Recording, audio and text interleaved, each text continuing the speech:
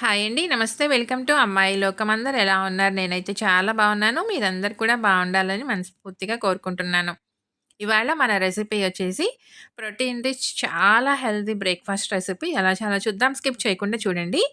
ముందుగా మిక్సింగ్ బౌల్‌లో ఒక కప్పు పచ్చిశనగపప్పు, అదే కప్పుతో ఒక కప్పు మినపప్పు, ఒక కప్ వచ్చేసి కందిపప్పు, తర్వాత అదే కప్పుతో ఒక కప్ వచ్చి సామలు తీసుకున్నామండి. లిటిల్ మిల్లెట్ అంటాం కదా! అవన్నమాట. వీటిని నీళ్లు పోసి మంచిగా 2 సార్లు కడిగేసుకుందాము. ఇక్కడ మిల్లెట్ ప్లేస్‌లో మీరు కావాలంటే బియ్యం కూడా తీసుకోవచ్చండి. ఒక కప్పు బియ్యం యాడ్ చేసుకోవచ్చు. నేను బియ్యం వద్దు అని ఈరోజు సామలు యాడ్ చేశాననమాట. ఇలా కడిగేసుకున్న తర్వాత మంచినీళ్ళు పోసేసి మళ్ళీ ఒక 5 ఎండుమిర్చి వేసుకుందామండి. మూత పెట్టి ఒక 2 గంటల పాటు నానబెట్టుకుందాము.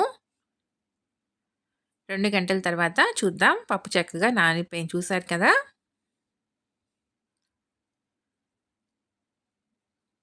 ఇప్పుడు దీన్ని మనం మిక్సీ జార్‌లోకి మార్చుకుందాం.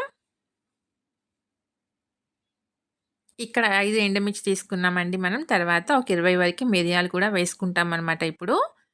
మీ కారానికి తగినట్టుగా కారం అనేది అడ్జస్ట్ చేసుకోండి. కొంచెం స్పైసీగా ఉంటేనే బావుంటుంది రెసిపీ అనేది.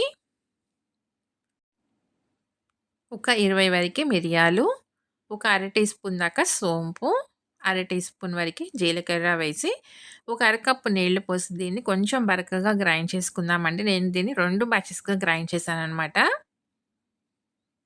చూడండి ఈ విధంగా ఉంటే సరిపోతుందనమాట. కన్సిస్టెన్సీ మనకి గట్టిగానే ఉండాలి. దీన్ని మిక్సింగ్ బౌల్‌లోకి మార్చుకుందాం. రెండోసారి కూడా మిగతా క్వాంటిటీ ఏసేసి నేను మిక్సీ పట్టుకొనొచ్చానండి. కొంచెం మనకి పలుకుగానే ఉండాలి. అలానే గట్టిగాను ఉండాలి.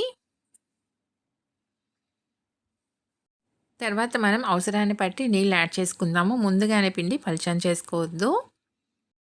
ఇప్పుడు అదే కప్పుతో అరకప్పు నీళ్ళు యాడ్ చేసుకుందామండి. మీరు ఏదైనా ఒక మెజర్‌మెంట్ పెట్టుకోండి. గిన్నె కానివ్వండి, గ్లాస్ కానివ్వండి ఏదైనా కానీ అన్ని మెజర్‌మెంట్స్ కూడా దాంతో వేసుకోండి. కరెక్ట్‌గా వస్తుందనమాట.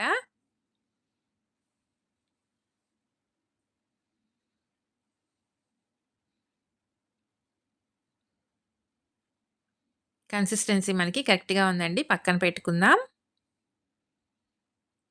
దీనికి ఒక తాలింపు వేసుకుందామండి. కడాయి పెట్టుకొని ఒక టేబుల్ స్పూన్ నూనె వేసుకుందాము. తర్వాత ఒక టేబుల్ స్పూన్ మినపప్పు, ఒక అర టీ స్పూన్ జీలకర్ర, అర టీ స్పూన్ ఆవాలు, ఇంగువ వచ్చి ఒక పావు టీ స్పూన్ దాకా వేసుకుందామండి. టేస్ట్ చాలా బావుంటుంది. అలానే డైజెషన్‌కి కూడా మంచిదనమాట. ఇంగువ అస్సలు స్కిప్ చేసుకోవద్దండి. ఈ రెసిపీకి ఇంగువ వేసుకోవటం వల్ల టేస్ట్ చాలా బావుంటుంది. పప్పులన్నీ మనకి ఇలా చక్కగా వేగిపోయిన తర్వాత ఒక పెద్ద ఉల్లిపాయని సన్నగా తరిగి పెట్టుకున్నాం. దాన్ని కూడా వేసుకుందాం. ఉల్లిపాయ డీప్ ఫ్రై అవ్వాల్సిన పని లేదండి. మనకి మగ్గితేనే సరిపోతుందనమాట. పచ్చివాసన పోతేనే చాలు.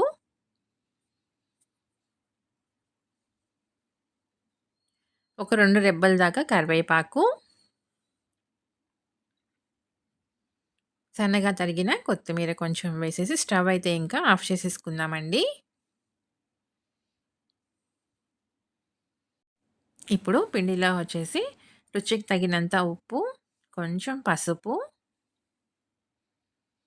మనం వేయించి పక్కన పెట్టుకున్న ఉల్లిపాయలు కూడా వేసేసుకుందాము.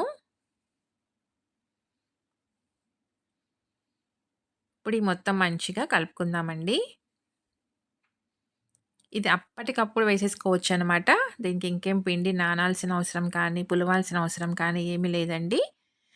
ఇలానూ వేసుకోవచ్చు. మీరు కావాలంటే దీన్ని కొంచెం మార్నింగ్ రెడీ చేసుకొని పెట్టుకున్నారనుకోండి, నైట్ కల్లా చక్కగా పులిసిపోతుందనమాట. అది అట్లా కూడా వేసుకోవచ్చు. అది కూడా టేస్ట్ చాలా బావుంటుందండి. ఇప్పుడు కడాయిలో ఒక 2 టేబుల్ స్పూన్లు నూనె వేసుకుందాము. ఇలా డీప్‌గా ఉన్న కడాయి తీసుకున్నామనుకోండి కరెక్ట్‌గా వస్తుందనమాట చక్కగాను. ఒక గరిటె పిండి వేసుకొని దీన్ని ఈవెన్‌గా స్ప్రెడ్ చేసుకుందాము. స్టవ్ వచ్చేసి మీడియం ఫ్లేమ్‌లో పెట్టుకొని 2 పక్కల మంచిగా ఎర్రగా కాల్చి తీసుకుందామండి. క్రిస్పీగా చాలా అంటే చాలా టేస్టీగా ఉంటుందండి. చట్నీ కూడా ఏమి అక్కర్లేదు. అలానే తినేసేయొచ్చనమాట. చూసారు కదా! ఒక పక్క మనకి ఇలా మంచిగా ఎర్రగా కాలిందనమాట క్రిస్పీగాను.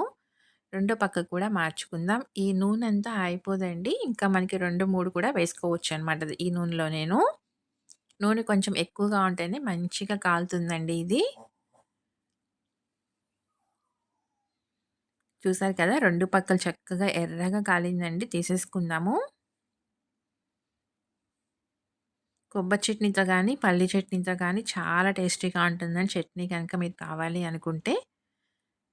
అంతేనండి. అన్నీ ఇలా రెడీ చేసుకొని తీసుకుందాము. తప్పకుండా మీరు ట్రై చేసి చూడండి. మీకెలా వచ్చిందో కూడా నాకు తప్పనిసరిగా కమెంట్ చేయండి. అలానే వీడియో నచ్చినట్లయితే తప్పకుండా సబ్స్క్రైబ్ చేసుకొని ఒక లైక్ ఇచ్చేయండి. మీ ఫ్రెండ్స్‌కి, ఫ్యామిలీ మెంబర్స్‌కి షేర్ చేయండి.